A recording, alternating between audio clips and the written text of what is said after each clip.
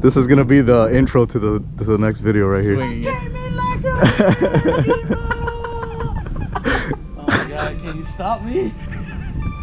No, stop!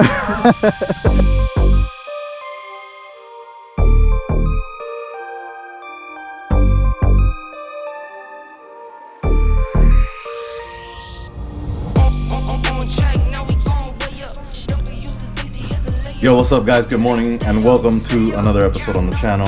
Just want to start off with reminding everybody the JP Racing meet and greet ride and the after party is Saturday, April 2nd, 2022. Starts at 11 a.m.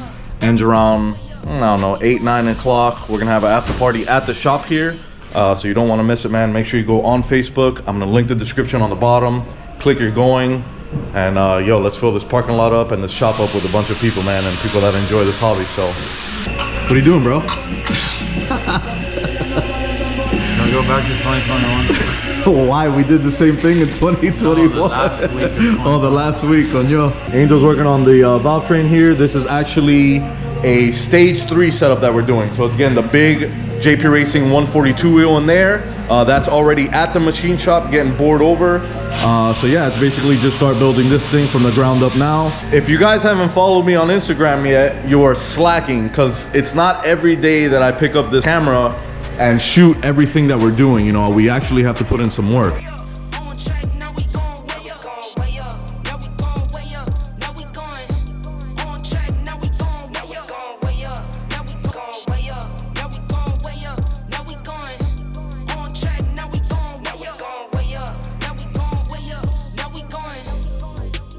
The same energy. Work on being better when I'm 70. Your drip is just a water spring. You know I drip different, just the 7 C's. I deal with life different, make the Alright guys, the pump is all set up for the 300 over here that we're doing the stage 3 on. So we're still waiting on a couple parts to come in. So this is basically gonna sit like this until we get the parts for that. So we're missing the Fizzo intercooler. He is out of stock of the intercooler, so we're waiting on that. And we're also waiting on the fuel pump as well. So a couple things stopping us from continuing that build, but we got plenty of work to do, guys. We have coming up next is gonna be the disassembly of this SVHO engine right here. This is the one that came out of the Mad Max ski yesterday. Like I said, follow me on Instagram if you want to see those things. We can't post on YouTube all the time, but Instagram, daily post all the time. So yeah, we're gonna disassemble this. I'm gonna time lapse it. I'm gonna get all the accessories pulled off of it, break it all down, and actually see what failed in this motor. I've tried to start it and it just really runs like crap. So just gonna tear this thing up, see what we can do.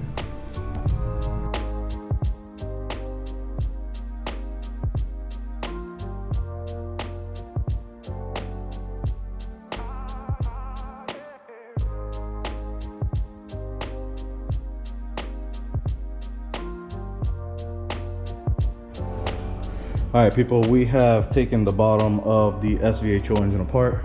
The next thing is gonna be removing all the rod bolts so we could pull the pistons out, and then we'll be able to pull the crank out, and then take this motor to the machine shop, see what kind of damage it has, see if it could be repaired. If it can, we'll repair it, put it back together, and then keep building around the ski. Time to show you guys the disaster. Look at that thing, yo. That thing is wrecked. Wrecked. That's messed up, and the sleeve that it was in is pretty damaged right here, but it's really just the metal from the piston that's on the sleeve here. So either way, it's still, the sleeve feels like crap. So this is definitely gonna have to get bored over and put a bigger piston in here, but that means they're all gonna get bored over with bigger pistons. So that's the next step. Take this thing to the machine shop, have them check it out, let us know what parts we're gonna have to order for it, and then build it back up. Okay, we have all the fuel components. We have the relay for the fuel pump, we have the fuel pump, the regulator, and all the fittings that we use to build the fuel setup on the Stage 3 RXP. So we're gonna get cracking on the fuel setup, pull the pump, get all that going in there, and then we have to drop off the manifold to the machine shop so they could drill out for the O2 sensor, because on the Stage 3 we do, on the Stage 3 we do check AFRs and everything on this, just because every one of them is a little different. So that's the Plizzan, Mizan, Or shizzle. My nizzle. Bizzles.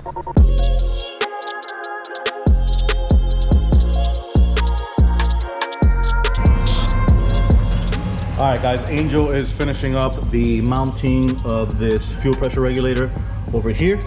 Fuel rail is installed already, and I went ahead and finished the fuel pump. You do have to modify this. You don't have to modify the Yamaha stuff. Sea-Doo, you do have to Yamaha. We've been doing Yamaha so much now that it's like, we're all like confused now. But anyways, you do have to modify a little bit on the sides to allow the fuel pump to fit in there. But once that's done, we actually run a main line through here, through a bolt fitting, that will run directly to the rail.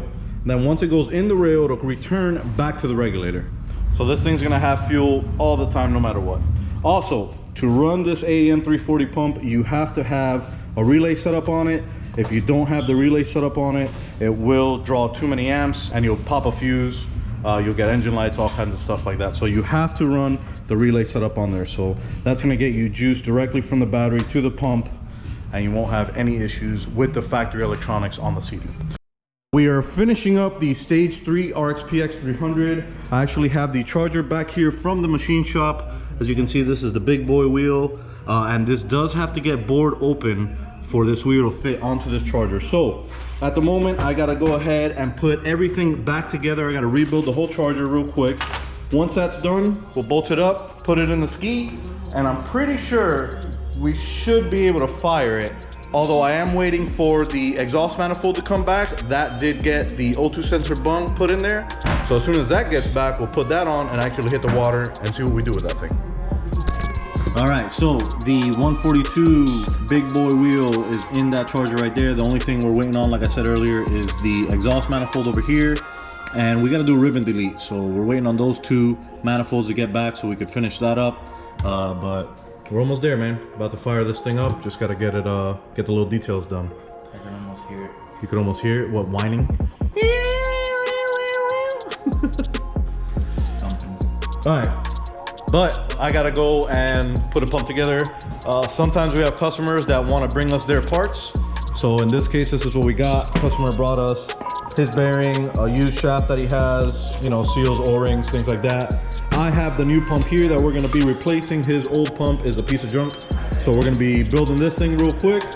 That way he could come back, pick that up, and put it on his ski. And hopefully we get the stuff back for that ski. And hopefully we get more skis and more stuff and more work. And okay, bye.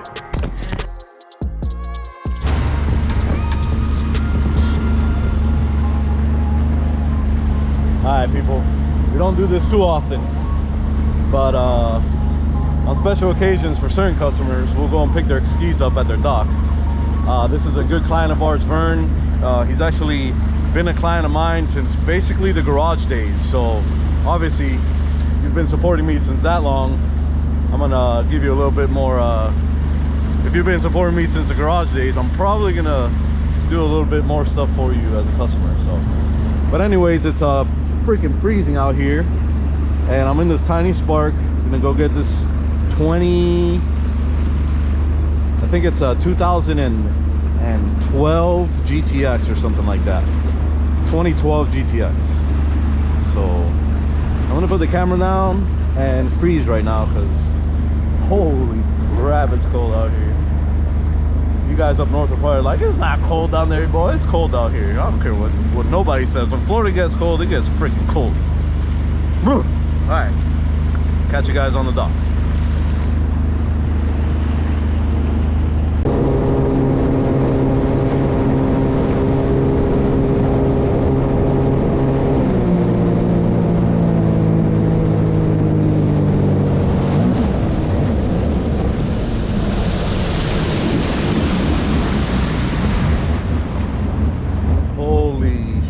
Guys, it is freezing out here, boy.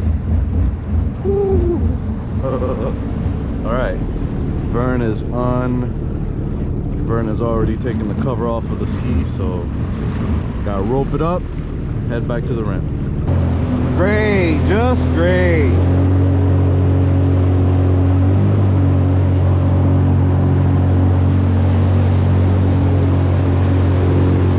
Woo!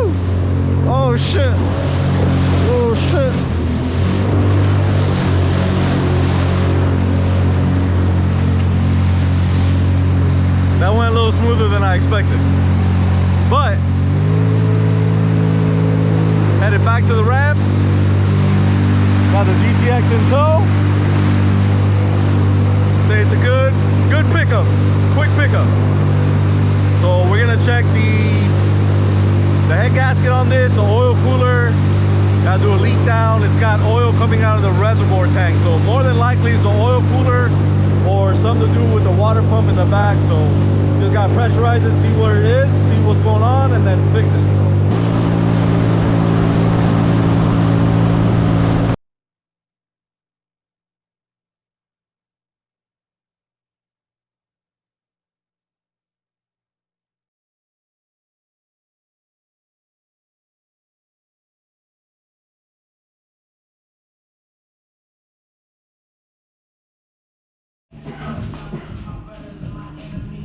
All right, people, we have gotten back to the shop with the GTX, and check out the milkshake we got going on here. This is more like a coffee milkshake, super thick, probably because it's cold as hell out here. So yeah, we got to get all that milkshake out of the ski. I did do a leak down test, and everything on the motor seems to be working okay, so obviously pointing towards the oil cooler for this thing.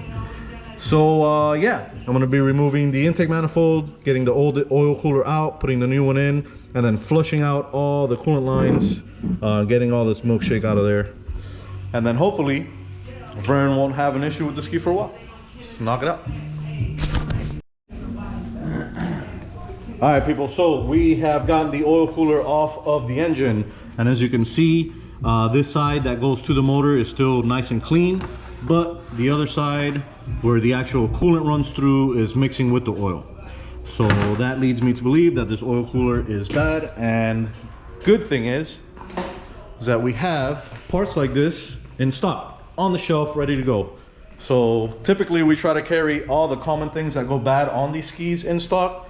That way when you come in for service, we can knock it in and out the same day and you get your ski back, you know, instead of waiting weeks or something at the dealership. So good thing for Vern is that we have this in stock. We're gonna swap it out. I'm gonna clean out that coolant system and it should be good to go.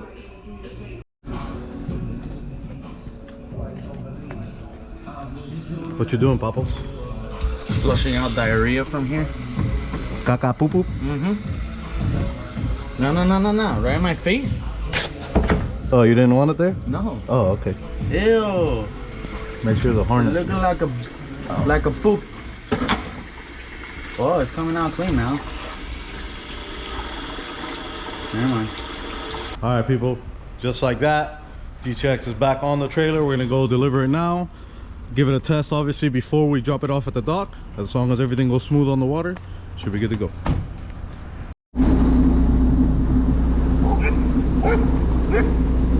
You think with as many times as we pass by this ramp, the dogs would be cool with us by now, but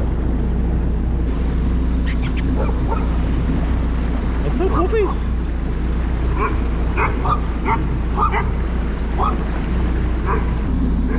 Alright, it's not so cold now. It was cold this morning. It was like in the 40s. But right now it's probably like mid 60s, almost 70. So I left my sweater anyway, so I gotta deal with it. But it feels nice when the sun's hitting. But ski seems to be doing well. No check engine lights, no overheating, nothing going on with it. So I'm gonna make sure it rides good for about maybe 10-15 minutes. As long as everything passes, I'll drop it off on the dock with Vern and hit it back to the shop. Hopefully that part came in for that stage 3.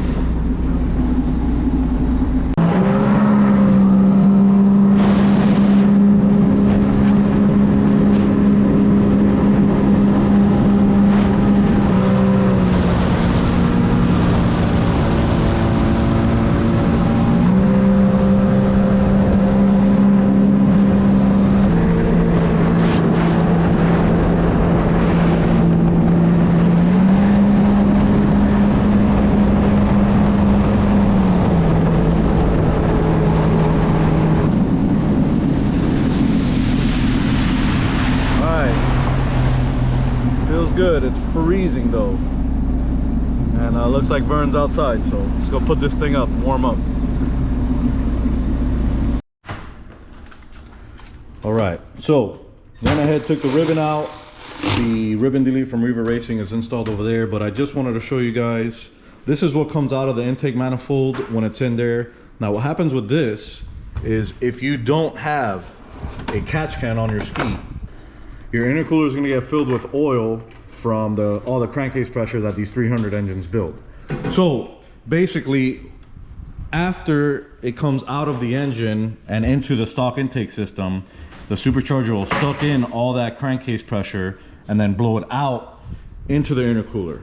So you'll get that into the intercooler. Not only does this slow you down, this creates a lot of extra heat, creates detonation just from all the oil vapors and everything going into the engine.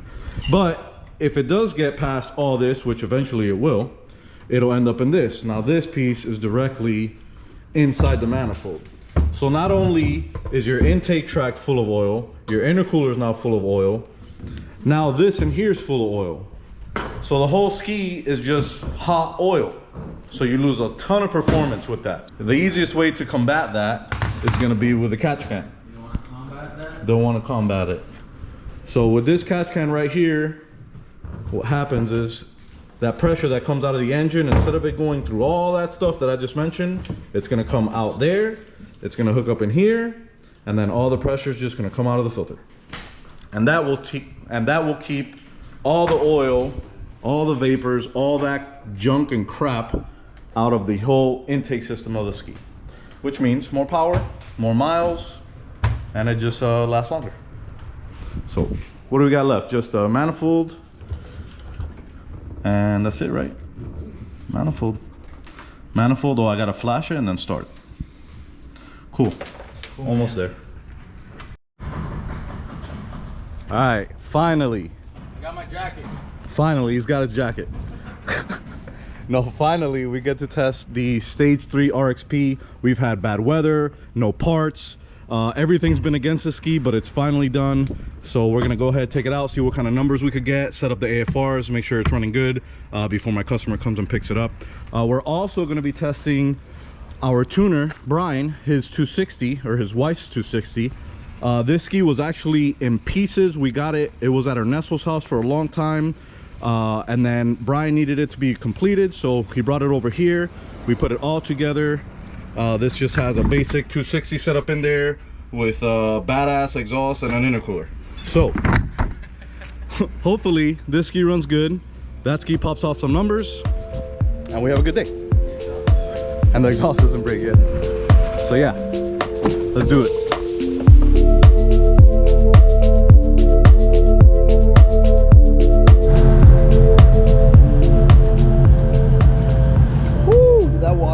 Freezing. Damn, that's cold.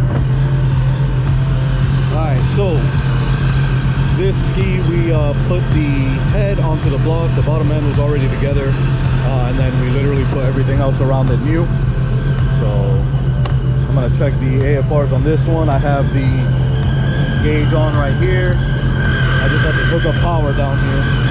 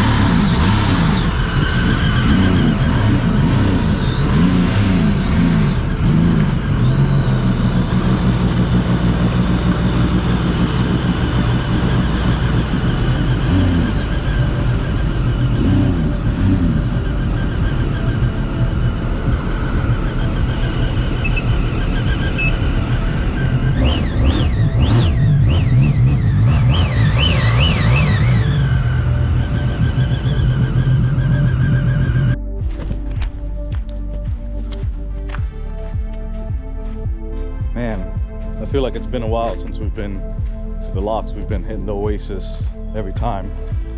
The locks is a little farther from us though. It's about a 20-minute drive versus a 5-minute drive. So, but the lock is nice for test like this because it's always flat, and if anything ever happens, you could just pull off to the side. Where if I go to the Oasis, I'm in open water out there, so I'm screwed. All right, so recap: Stage 3 RXP, that is a stockish 260, and Stage 2 RXT. We outie, we outie.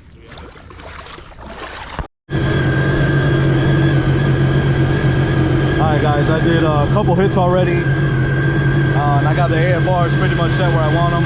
I like to run these skis around like 11.8, 12.1, right where I like to set the AFRs at. So I already have them pretty much dialed in. I'm just gonna start to do hits and see what kind of numbers we can pull out of it. So this is a Stage 3 RXP, so we're trying to be 88 plus on this. So as long as we get those numbers, we're good.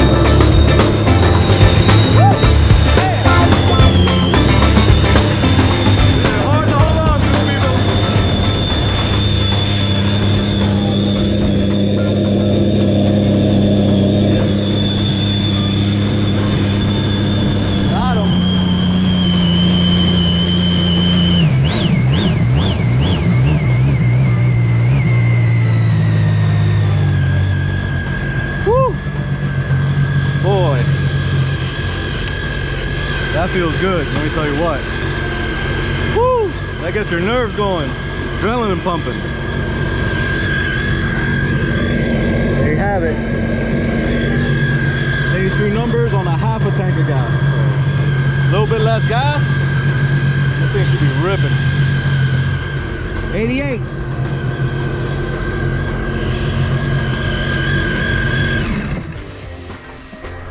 I'll grab you. What are you, 85 years old? Probably. Hold on. Am I gonna hit Chinsky? Ah, but where are you going? Do it from up there. No. This is a test run. Oh, okay. Oh, that's a test run. All right, good. All right. Just wanted to make sure I can hold my weight. I got you. I got this. This is gonna be awesome. Make sure you let go at the highest point. I'm not jumping. What do you mean? Do you think I'm gonna jump in that freezing hot water? What? What's the point of this? No. I don't know if I want to do this. I can't put my leg up here. You just gotta jump up and throw your leg up.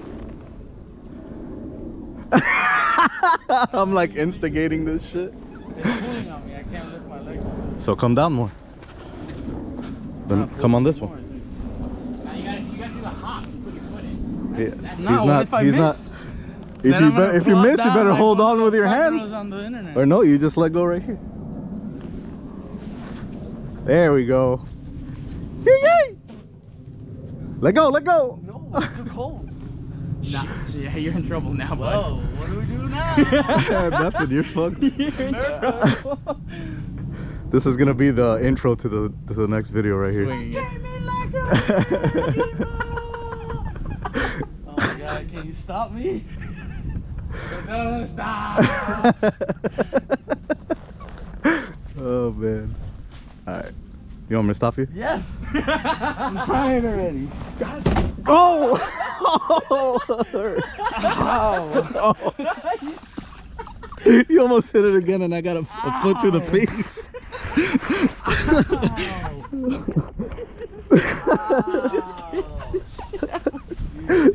He kicked your ski and then he kicked me in the face.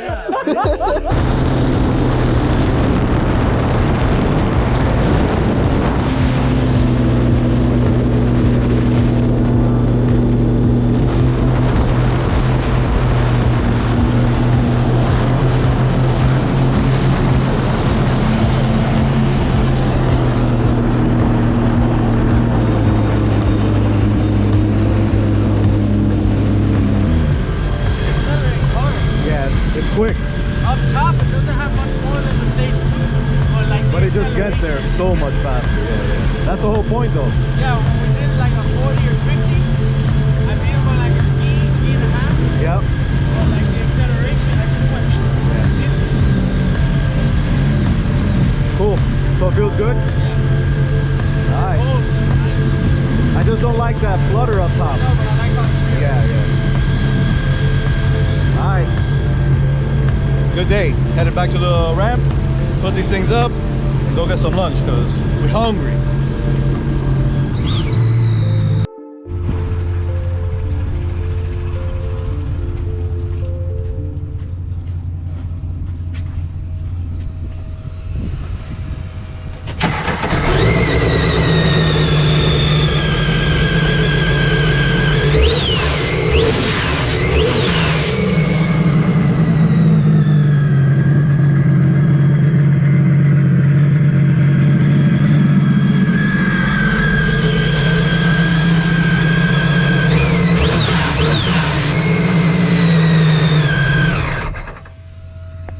Okay, made it back to the ramp in one piece. One piece. One and a half pieces.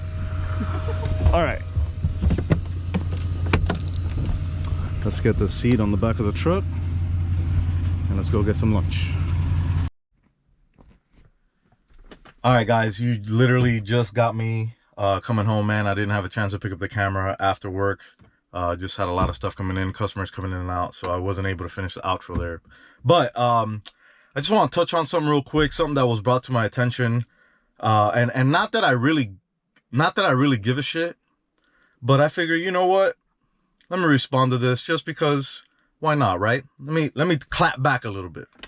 So, first off, I want to say I appreciate this person for the videos that he puts up and the stuff that he says, you know.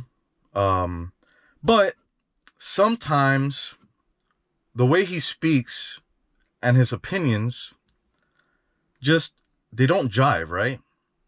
So to me, opinions are like assholes. Everybody's got an opinion, right? But you, sir, you're just an asshole, I've noticed. And it sucks, man, because you know you're obviously kind of known in the industry, maybe by like the old guys, but nobody knows who you are now. And I think that's what bothers, is that you're a has-been, right? But anyways, I'm gonna just pass that because I don't want to get too deep into how I feel about you, because it has nothing to do with you, right? It's just, it has to do with the industry, right? With the business. So with it being a business, let's talk about business. When a client comes to me and he says, hey JP, I understand we're supposed to do this and this and this when you get a new ski, right? Obviously this is regarding the 22 that I just did. But when my customer says, hey JP, I don't want to do any of that. I don't want to wait to break in this ski. I want to ride my ski. Can you do anything for me? Of course I can. I could bypass all that stuff and do whatever you want. You know why? Because you're my customer and I'm going to do whatever you ask me to do to your ski, because it's your ski. So I went ahead, bypassed all the things, all the locks, whatever, set the ski up, took it out, tested it, whatever. I rode it for like an hour, you know? And I'm sorry, man, but we build a lot of skis here. I don't know if you've noticed. You could go back a few videos, but we build a lot of skis, man. And we build engines here all the time. And we break in the engines here all the time. And I'm going to tell you right now, we don't break in 40, 50-pound boost motors with nitrous on top of that and everything else that we do out here, spinning 10, 12,000 RPM. We don't ride these skis for 5 hours to break them in. We break them in how we break them in. How I know how to break in motors. That's how I break it in. Varying the RPM ranges, doing the heat cycles, driving up and down the river, you know, doing what you got to do to break an engine in. So, with that being said, I'm going to do whatever my customer asks of me, and whatever they want, they're going to get. Because at the end of the day, those customers are paying my bills and they're keeping the lights on in my shop. All right? So, I'm going to just throw that on the side. At the end of the day, I'm going to do what's best for my company, and I'm going to do what my customers ask of me regardless of what a book says to us, if you follow every single guideline that's put out there by this world, nobody would advance. Nobody. It's people like us, people that don't follow the book, is the reason why you have the things that you have out here. Because people take risks. Not that breaking in a ski is a risk, but that customer took that risk. And that's his choice. It's his ski. It's his money. He could do whatever the hell he wants. And when he asks me to do something, I'm going to do that. So that's it. That's all I got to say about that topic. One last thing before I get out of here. Next episode, we're going to be talking about our second location. That's right, number 2. JP Racing number 2. It's official. We signed the lease in North Carolina. Second shop's coming. Thank you. Thanks everybody for the support. I obviously couldn't do it without you guys. And for the people that are just there criticizing and you don't do anything, all you do is this. Bop, bop, bop, bop, bop, bop, bop. Hit the subscribe button. Hit the bell notification and do the spiel, baby, because I love it, man. I love it. I love it with all my heart. Bring the pressure, because I thrive under pressure. I'll see you guys on the next video, man.